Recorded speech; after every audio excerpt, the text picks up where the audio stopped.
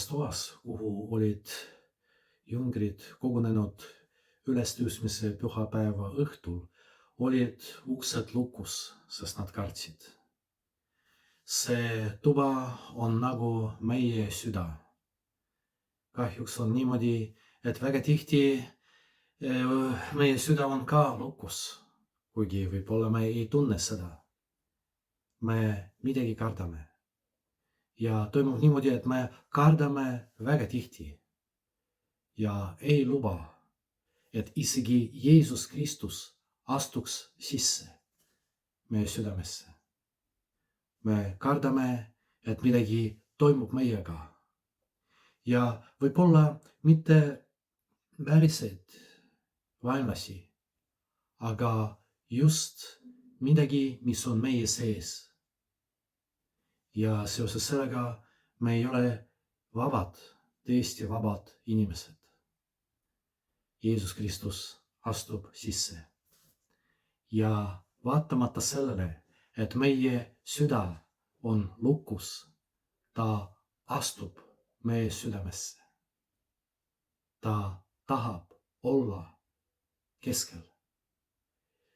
Mõtiskleme selle üle, kas on midagi, mida ma kardan just praegu.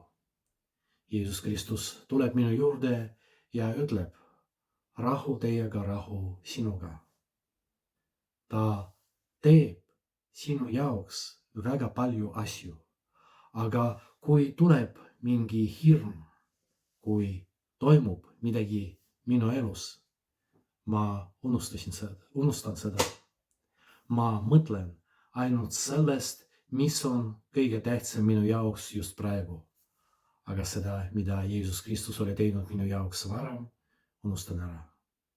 Jeesus Kristus pidevalt tuletab mulle meelde, rahu sinuga, ära karda, luba, et mina, aga mitte hirmud, elaksid sinu elus, sinu südames.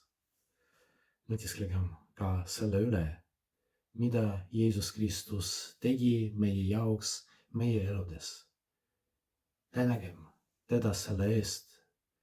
Ja eriti siis, kui me veel ei karda, rohkem mõtleme nendest asjadest, kus Jeesus Kristus oli koos meiega ja tegi midagi meie jaoks.